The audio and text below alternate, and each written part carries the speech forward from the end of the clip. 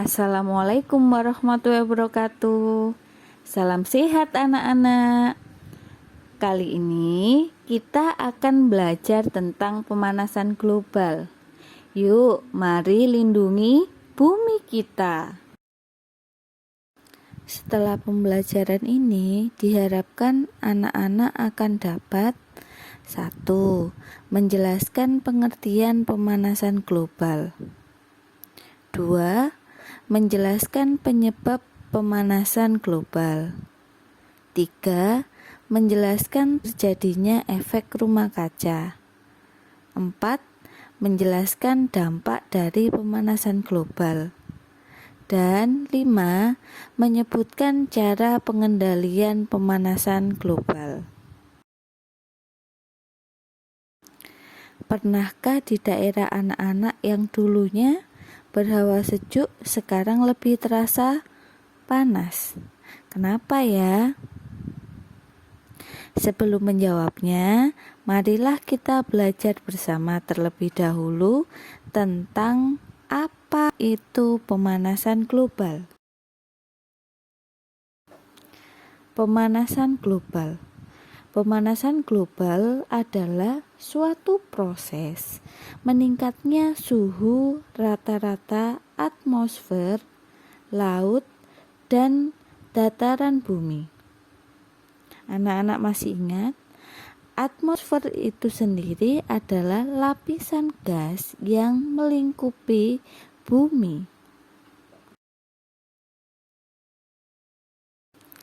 Pemanasan global ini diakibatkan karena adanya tumpukan emisi gas rumah kaca yang berlebih, yang menyebabkan terjadinya efek rumah kaca yang membahayakan bumi kita. Efek rumah kaca. Efek rumah kaca itu sendiri dapat diartikan sebuah fenomena ketika panas matahari di bumi terperangkap sehingga bumi menjadi semakin panas. Fungsi efek rumah kaca ini sebenarnya sangat dibutuhkan bumi untuk menjaga perbedaan suhu siang dan malam hari, supaya tidak terlalu berbeda. Namun, jika terlalu banyak sinar matahari yang terperangkap, maka akan membuat siklus ini tidak seimbang. Berikut adalah ilustrasi efek rumah kaca. Saya jelaskan ya anak-anak untuk memahaminya. Berikut penjelasan dari saya. Ketika gelombang cahaya matahari tiba di permukaan bumi, ia akan berubah dari cahaya menjadi panas yang menghangatkan bumi. Permukaan bumi akan menyerap sebagian panas dan memantulkan kembali sisanya. Sebagian dari panas ini berwujud radiasi inframerah, gelombang panjang ke angkasa luar. Namun, sebagian panas tetap terperangkap di atmosfer bumi yang diakibatkan menumpuknya jumlah gas rumah kaca, antara lain uap air, karbon dioksida, sulfur dioksida, dan metana yang menjadi perangkap gelombang radiasi. Gas-gas ini menyerap dan memantulkan kembali radiasi gelombang yang dipancarkan bumi, dan akibatnya panas tersebut akan tersimpan di permukaan bumi. Keadaan ini terjadi terus-menerus, sehingga mengakibatkan suhu rata-rata tahunan bumi terus meningkat. Gas-gas tersebut berfungsi sebagai gas dalam rumah kaca. Dengan semakin meningkatnya konsentrasi gas-gas di atmosfer, semakin banyak panas yang terperangkap.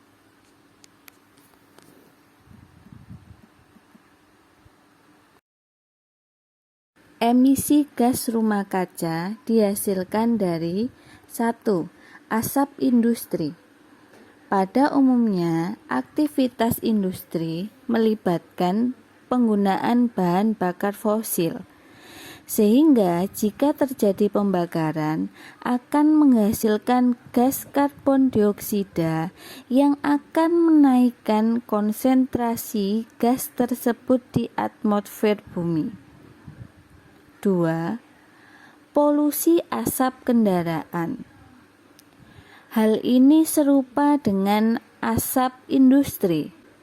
Kendaraan bermotor masih banyak menggunakan bahan bakar fosil seperti premium, pertalite, dan sebagainya yang akan menghasilkan gas CO2 atau karbon dioksida.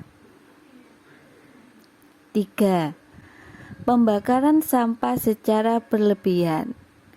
Hasil pembakaran sampah akan menghasilkan gas karbon dioksida, sehingga jika berlebihan akan semakin menambah banyaknya gas CO2. 4. Gas metana yang dihasilkan dari sektor peternakan. Gas metana biasanya dihasilkan dari pembusukan bahan organik dalam proses anaerob tanpa oksigen. Gas metana ini menyumbang 50% dari sektor peternakan. 5. Penggunaan pupuk kimia berlebihan dalam sektor pertanian. Penggunaan pupuk kimia yang berlebihan dapat menghasilkan gas nitrogen oksida yang dihasilkan oleh mikroba ketika menguraikan nitrogen dari tanah. Selain itu, penggunaan pupuk kimia yang berlebihan juga dapat menghasilkan gas karbon dioksida yang dihasilkan dari tanah saat bahan-bahan organik membusuk dengan bantuan oksigen aerob. 6. Kerusakan hutan. Salah satu fungsi tumbuhan yaitu menyerap karbon dioksida dan mengubahnya menjadi oksigen. Gas karbon dioksida merupakan gas rumah kaca, sehingga kerusakan atau penggundulan hutan secara besar-besaran berarti hilangnya faktor penyerapan gas rumah kaca karbon dioksida di atmosfer. Gas rumah kaca. Gas rumah kaca itu terdiri dari 1. Karbon dioksida atau CO2. 2. Gas metana atau CH4. 3. Dinitrogen oksida atau N2O. 4. Sulfur heksafluorida atau SF6, perfluorokarbon. 6. Hidrofluorokarbon. 7. Karbon monoksida atau CO. 8. Nitrogen oksida atau NO. 9. Klorofluorokarbon atau yang kita kenal dengan istilah CFC.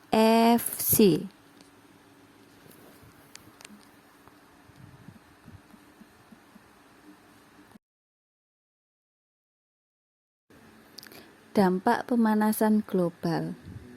Pertama, kebakaran hutan secara besar-besaran. Karena meningkatnya suhu di permukaan bumi, maka saat musim kemarau dimungkinkan akan terjadinya kebakaran hutan secara besar-besaran. 2. Suhu ekstrim. Adanya perubahan suhu yang ekstrim akan mengakibatkan curah hujan di beberapa wilayah bumi bertambah dan menyebabkan banjir. Sedangkan di wilayah lain mengalami penurunan curah hujan yang akan menyebabkan kekeringan. 3. Es kutub mencair. Mencairnya es di wilayah kutub akan menimbulkan naiknya permukaan air laut yang lambat laun akan mengakibatkan tenggelamnya pulau-pulau kecil. 4. Menurunnya hasil pertanian. Kembali lagi, karena suhu ekstrim akan menyebabkan kekeringan sehingga akan terjadi gagal panen dan berdampak pada menurunnya hasil pertanian. 5. Pengaruh terhadap hewan dan tumbuhan. Selain manusia, hewan dan tumbuhan menjadi makhluk hidup yang terdampak atas pemanasan global. Hewan dan tumbuhan yang tidak bisa beradaptasi akan punah. Nah, kepunahan ini akan mengurangi keanekaragaman hayati sehingga ekosistem tidak akan stabil. 6. Pengaruh kesehatan terhadap manusia. Perubahan iklim sangat berpengaruh pada kesehatan manusia, yang akan mengakibatkan banyaknya penyakit, seperti di musim penghujan akan adanya demam berdarah. Selain itu juga bisa mengakibatkan kanker, stroke, dan lain sebagainya.